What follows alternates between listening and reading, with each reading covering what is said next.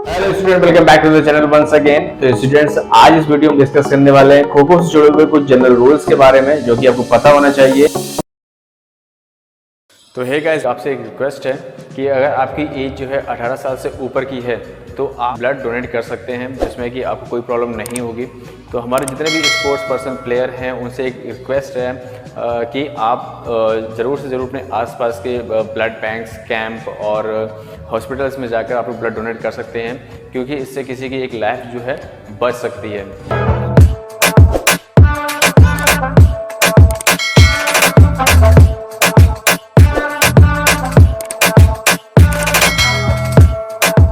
तो स्टूडेंट, जैसा कि हमें पता है कि जब कभी हम कोई भी गेम खेलने जाते हैं तो उससे पहले हमें उसके रिलेटेड जो है हमें रूल्स रेगुलेशंस पता होने चाहिए।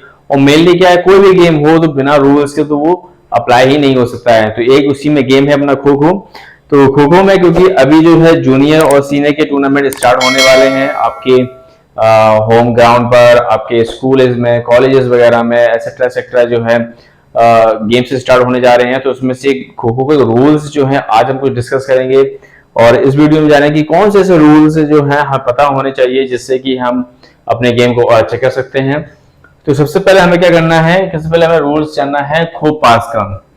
ये बहुत ही ज्यादा इंपॉर्टेंट टॉपिक है, क्योंकि इसमें क्या होता है, जनरली जब बच्चे खो पास कर रहे होते हैं तो पास करते करते वो कुछ ऐसे इलीगल मूवमेंट कर देते हैं जिससे कि वो फाउल हो जाता है खो पास करने के दौरान पे। ध्यान रखना है हमें करना क्या है, जब हम किसी को खो पास कर रहे होते हैं तो सिंपली गाइस देखिए, कुछ इस तरह का ब्लॉक बना होता है हमारा, जिसपे इस साइड पर जो हमारा सिटिंग प्लेयर जो होता है वो बैठा हुआ होता है, जो कि चेजर कहा जाता है उसको। और जो एक्टिव चेजर आता है वो खो इसको पास कर देता है आके। लेकिन कंडीशन क्या होनी चाहिए कि आपका एक पैर जो है इस सिटिंग ब्लॉक के अंदर, जो कि लॉबी दी हुई है उसके अंदर होना चाहिए। और दूसरा जो है, जो एक्टिव रनर जो है वो दौड़ता हुआ आ रहा है, वो उसकी पीठ को टच करना चाहिए और टच करने के साथ साथ आपको खो बोलना है। तो 3 पॉइंट जो है आपको क्लियर करने हैं खो पास देने के टाइम पे। तो जनरली करना क्या है आपको कि सबसे पहले आपको आपका एक जो पैर है वो लॉबी के पीछे होना चाहिए, मतलब बीच में होना चाहिए टच करते हुए। दूसरा जो है उसकी पीठ को टच करते रहना चाहिए। और तीसरा जो है मुंह से खो बोलना है। तो समझ में आ गया होगा आपको, ये जो खो पास का जो पैटर्न है, जो तरीका है, वो आपको पता होना चाहिए, तभी आप अच्छे से इसको अप्लाई कर सकते हैं।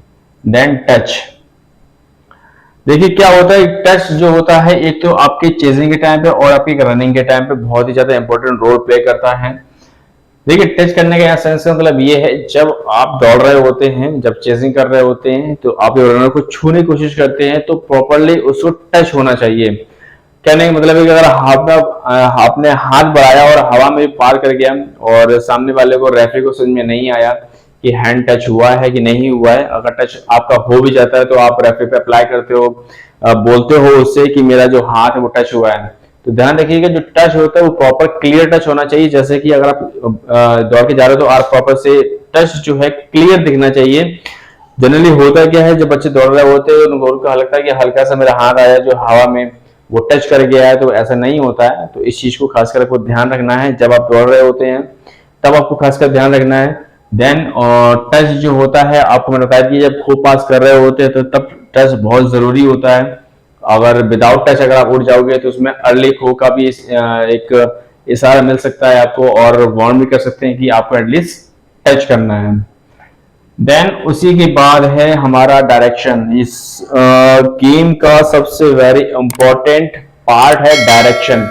अगर डायरेक्शन अगर सही से अगर आप नहीं ले रहे हैं तो आप फाउल पे फाउल करते जाएंगे, और फाउल करने के टाइम पर अगर आप किसी को टच कर लेते हैं तो वो आउट भी नहीं माना जाएगा। इससे दो लॉस होंगे, एक तो आपका टाइम वेस्ट होगा, दूसरा आपका जो पैनिक होने का जो रीजन होता है वो और इंक्रीज हो जाएगा। जो आप कहते नहीं, एक अंडर प्रेशर में आके आप गेम खेल रहे हैं, अंडर प्रेशर में आकर आपको गेम भी खराब होने लगता है धीरे धीरे, और कहीं ना कहीं आपका पेशेंस जो है लेवल खोना स्टार्ट कर देते हैं। तो इस चीज का ध्यान रखिए, डायरेक्शन बहुत जरूरी है। अब डायरेक्शन कैसे, सपोज करिए आप सिटिंग ब्लॉक्स पर बैठे हुए हैं, सिटिंग ब्लॉक्स पर जैसे ही आपको खो मिलता है, खो देने के बाद आपका जो एक रनर यहाँ पर है, एक यहाँ पर है, वो दोनों साइड में खड़ा हुआ है।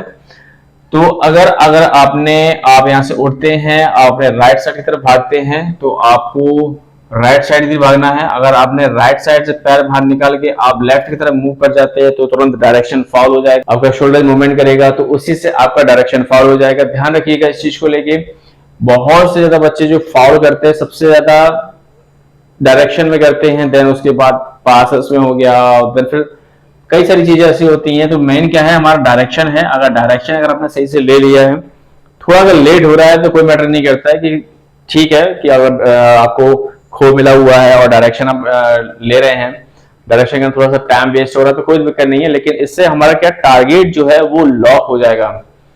सेंस मतलब ये है कि जैसे मान लीजिए सपोज करिए अगर एक रनर जो है हमारा यहाँ पर खड़ा हुआ है तो आप इसके लॉबी क्योंकि लंबी होती है, आप इसका इस्तेमाल करेंगे। इस्तेमाल करने के साथ साथ जैसे उसके नियरेस्ट पहुंचे तब आप उसकी तरफ मूव करें। और दूसरी चीज कंडीशन ये होती है जो रनर है वो भी खड़ा नहीं रहेगा, वो भी मूवमेंट करता रहेगा कि आपको आपके लॉबी से बाहर निकालने की कोशिश करेगा। तो ध्यान रखिएगा, आपको सबसे ज्यादा प्रैक्टिस जो है लॉबी में करनी है, कैसे आपको उठना है, कैसे आपको टारगेट लॉक करना है, कैसे उसके पीछे चेजिंग करनी है। सबसे ज्यादा इंपॉर्टेंट टॉपिक है डायरेक्शन का।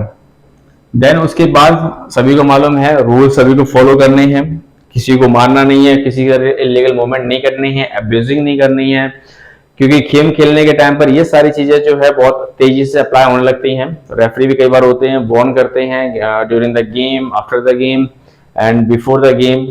तो इससे करना क्या है कि हमें सारे के सारे रूल्स को अच्छे से फॉलो करने हैं। और ध्यान रखिएगा जब हमारा ये जो खो खो का जो ग्राउंड होता है, तो इन दोनों के बीच में ही ये जो दो पोल हमारे लगे होते हैं, ये पोल, इन दोनों के बीच के ही अंदर हमारे सारे रूल्स रेगुलेशंस पूरी तरह से अप्लाई होते हैं।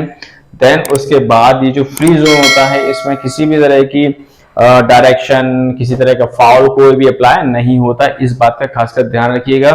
बहुत से बच्चे क्या करते हैं, मैंने कई बार देखा हुआ है, जब बच्चे गेम खेल रहे होते हैं तो फ्री जोन में आ जाने के बाद वो अगर सामने उसका रनर है तो वो छोड़ देते हैं, उसको टच ही नहीं करते हैं। कई बार तो ऐसा होता है। तो इस बात का खासकर ध्यान रखिएगा, जब कभी भी फ्री जोन में कोई प्लेयर आ जाए तो आप उसको आसानी से टैकल कर सकते हैं और आप आसानी से गेम विन कर सकते हैं। तो आई होप स्टूडेंट्स ये खो खो से जुड़ी हुई कुछ बेसिक इंफॉर्मेशन है, कुछ जनरल रूल्स हैं वो मैंने आपको बता दिए, कुछ समझ में आपको आ गए होंगे। इनकेस अगर आपको कुछ चीज समझ में अगर नहीं आ रही है रूल से रिलेटेड या फिर किसी और अदर थिंग से रिलेटेड, तो आप कमेंट सेक्शन में जाकर कमेंट कर सकते हैं, जिसका रिप्लाई आपको दिया जाएगा। Thank you guys.